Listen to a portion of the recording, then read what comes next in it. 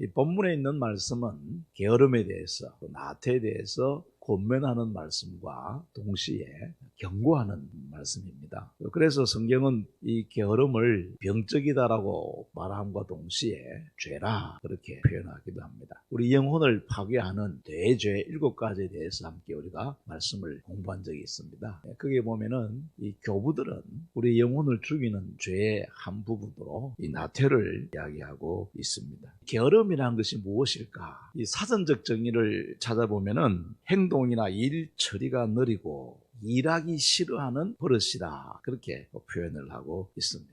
그런데 성경에서나 혹은 교회에서는 그 이상의 의미를 가지고 있음을 말해주고 있습니다. 아무것도 하지 아니하려고 하는 삶의 태도라. 이 게으름은 단순히 우리의 육신적 삶에만 영향을 끼치는 것이 아니라 영적으로도 심각하게 병들게 한다는 것입니다. 하나님께 들어야 될 사랑과 섬김조차도 충분히 행하지 않는 심각한 상태에 이르게 된다는 그런 의미를 갖고 있다는 것입니다. 그래서 사도 바울도 부지런하여 게으르지 말고 열심을 품고 주를 섬기라, 그렇게 권면하고, 그리고 오늘 읽은 이 본문 말씀에도 보니까 미물에 불과한 개미에게서 교훈을 배웠으라도 이 게으름의 병을 꼭 극복해야 한다. 개미에게서 우리가 배워야 될 첫 번째 메시지는 뭐냐면은, 개미는 일을 할 때에 분명한 동기를 가지고 있다는 것을 강조를 하고 있습니다. 그날 먹고 마시고 즐거움을 위하여 일하는 것이 아니라 그들의 일 속에는 분명한 동기가 있는데, 여름에 잘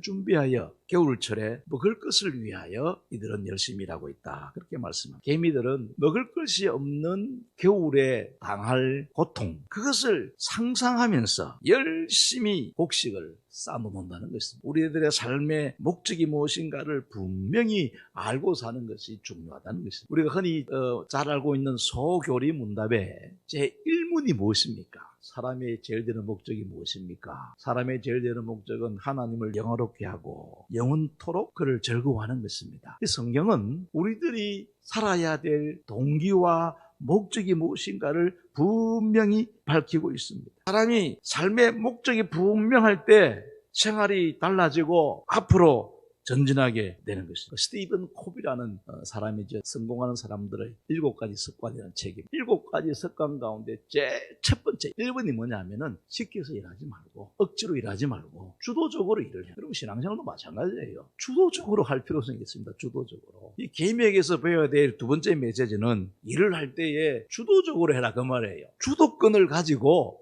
문제를 해결하려고 하는 그런 삶의 태도를 가지라고 그렇게 이야기하고 있습니다. 겨울 내내 양식이 있으려면 여름에 열심히 일해야 되는데 그걸 누가 시키지 않아도 한다는 것입니다. 주도권을 가지고 문제를 해결하고 일하라라고 그렇게 사는 것이 지혜로운 삶이라는 것을 비유로 말씀한 것이 바로 누가복음 16장에 있는 불의한 청지기 비유입니다. 어떤 부자에게 청지기가 있었지요. 그런데 이 청지기가 주인의 소유를 낭비한다는 소문이 퍼지게 됩니다. 그래서 이 주인이 이대로 놔두고는 안 되겠다 싶어가지고 이 청지기를 해고하려고 하는 계획을 세웁니다. 그러자 이 청지기는 가만히 생각해 보니까 지금 직업을 빼앗기면은 먹고 살 길도 없고 힘도 없고 어떻게 하면은 이 위기를 극복할까라고 고민을 하다가 주인에게 빚진 가난한 사람들을 다 불러 모아놓고 너희들의 빚을 탕감해 줄 테니까 너희들이 갖고 있는 정서를 가지고, 청지기가 주인의 이름을 빙자하여 소작농들의 빚을 탕감해 줬다는 그 소식으로 인하여서 주인에 대한 좋은 평판이 동네에 가득했다는 것입니다. 예수님께서는 그를 분명히 불의한 청지기, 옳지 않은 청지기라고 말씀하셨습니다. 그러나 여러 가지 면에서는 나쁜 사람인데 한 가지 면에서는 칭찬할 것이 있다라는 것입니다. 그것이 뭐냐면은 자기 인생에 큰 문제가 생겼을 때 그 문제를 해결하기 위해서 주도적으로 그 일을 해결하려고 한 점, 이것이 이 불의한 청지기의 본받을 점이라는 것입니다. 이 비유에 가르치는 핵심은 우리가 어떤 어려움을 만나고 문제가 생길 때 문제를 회피하려고 하는 제자들을 질책하는 비유가 그 비유의 핵심인 것입니다. 어려운 일이 생기고 문제가 생길 때에 그 일을 주도적으로 자기가 해결하려고 하는 그런 마음을, 그런 삶의 태도를 가져야 한다라는 것이 예수님의 비유의 핵심인 것입니다. 하나님의 나라와 의를 위한 영적인 영역에도 부지런해야 돼요. 우리가 이 부지런해야 될 영역들은 단순하게 삶의 일에 대한 영역뿐만이 아니라 어떤 의미에서는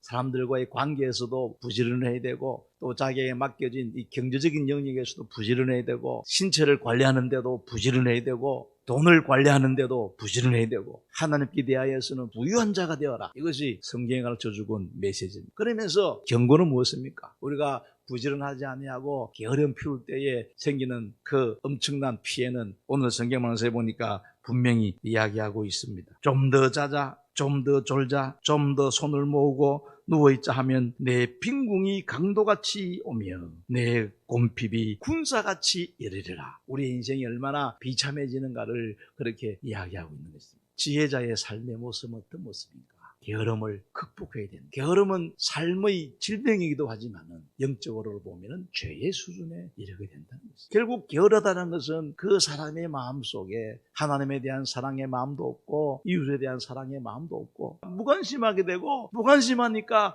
게을러진다는 것입니다. 그래서 예수님에게서 이 놀라운 사실을 우리에게 배우라고 말씀하면서 게으름을 극복하고 우리 성도들이 이 땅 위에서 하나님의 영광을 위하여 멋있게 좀 살았으면 좋겠다, 그렇게 고민합니다. 이 권면 잘 기억하시고 부지런하여 게으르지 말고 열심을 품고 주를 섬기되 모든 영역에서 열심을 품어라 라는 이 메시지를 기억하는 가운데 풍성한 삶을 사는 여러분 되기를 주님의 이름으로 축원합니다.